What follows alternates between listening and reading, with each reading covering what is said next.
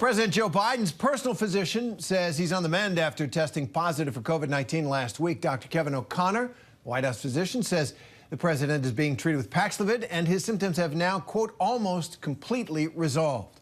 Meanwhile, Vice President Kamala Harris is in Indianapolis today. She's meeting with state lawmakers there as Republicans in Indiana push for more restrictions on reproductive rights, on abortion in particular. Let's bring in ABC's Zohreen Shah for more. So, Zohreen, what else are we hearing about the vice president and her meetings with lawmakers in Indianapolis? What's at stake there? Why is she there? You know what, so if this passes in Indiana right now, women will just have to travel a very, very far distance to get an abortion. That is basically what's at stake. You have lawmakers there holding a special session. They want to ban nearly all abortion. There are some exceptions, of course, like rape and incest. But look, if it passes, women will have to basically have to travel. So you already see states like Colorado, New Mexico that are surrounded by many states that either have restrictions on abortions or just have banned abortions right now. And so they're seeing an influx of many, many women from those states, and they're having to turn away some people as well. Their phones are ringing off the hook, and some women aren't even going to the next state. They have to travel far further to basically get the abortion care that they need. Now, Harris has said that she wants to go there to support abortion rights. She says she trusts women in Indiana to make their own choices. She was asked an important question as she was leaving the area, though. A reporter asked her, would you support a public health emergency for abortion? Of course, that would face a major legal hurdle. She did not answer that question.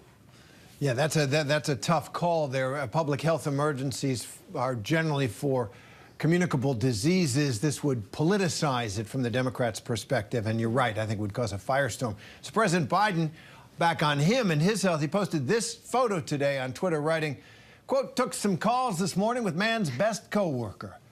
One of his dogs, the Secret Service steering clear of the president's dogs after some early encounters with Major. Anyway, well, what can you tell us? There he is in isolation. What can you tell us about the president's recovery? Yeah, Terry, I was actually thinking, I don't know how safe he is with his dogs, but, you know, luckily dogs don't catch COVID, right? Okay, so we'll actually find out a little more about his condition in just a short period of time. Dr. Shah and his press team will be giving a briefing. But right now we know he likely has the BA.5 variant. That is that highly contagious variant that we've all heard about. It is, you know, ravaging through the country right now. About 80% of cases right now are that BA.5 variant. And look, we heard Biden recently, right? His voice sounds really deep, but his doctor says his lung is clear, his cough and his body aches have gone down, he's still in Paxlovid, and he's double boosted. You know, so that is the key thing that they're trying to get out right now. They're trying to use this as a teaching moment. And we're looking at a live picture of the president at this afternoon event, which he is joining virtually from the residence, it looks like. This is part of his daily schedule, which he's meeting on the CHIP Act there, trying to essentially get more American manufacturing of these crucial parts of so many of our devices in life now, most of them manufactured in China. There he is. He looks sipping on his tea, coffee, water, whatever it is. The optics are so important. Yeah, they are. Terry, you know, you have a president who's, you know, was the oldest president at inauguration. I mean, it's really, really crucial for this White House to show that he's still working, that he is still out there. And you're right, they're talking about passing the CHIPS Act today. The White House says it's going to give them a competitive edge.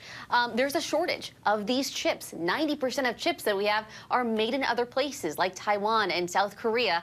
And these are the tech that goes in phones, in computers, in places like cars. And so the goal behind the bill, the White House says, is to make us more competitive. They say it's a national security issue, and they want to put $52 billion behind it. So that's what he's talking about right now. And there is bipartisan support for it.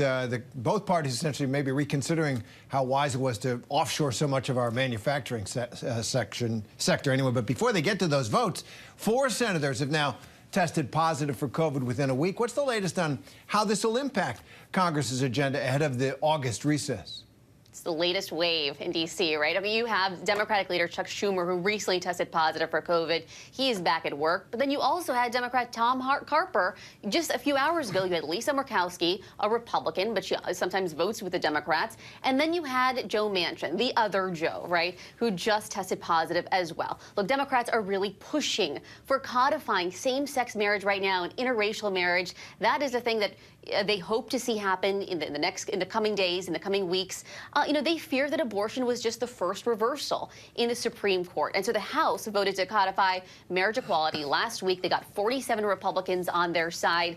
And in the Senate, they need at least 10. Tammy Baldwin, we learned that she, of course, as you know, Terry, she's the first openly gay lawmaker in the Senate. We learned from her that they are making good progress, and she believes that, that of course that progress is 10 senators, 10 Republican senators, but we still don't have a timeline as to when a vote will be taking place.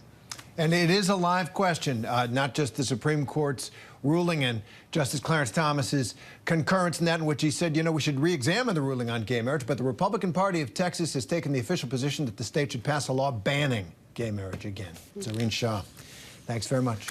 Thanks, Terry. Hi, everyone. George Stephanopoulos here. Thanks for checking out the ABC News YouTube channel. If you'd like to get more videos, show highlights, and watch live event coverage, click on the right over here to subscribe to our channel. And don't forget to download the ABC News app for breaking news alerts. Thanks for watching.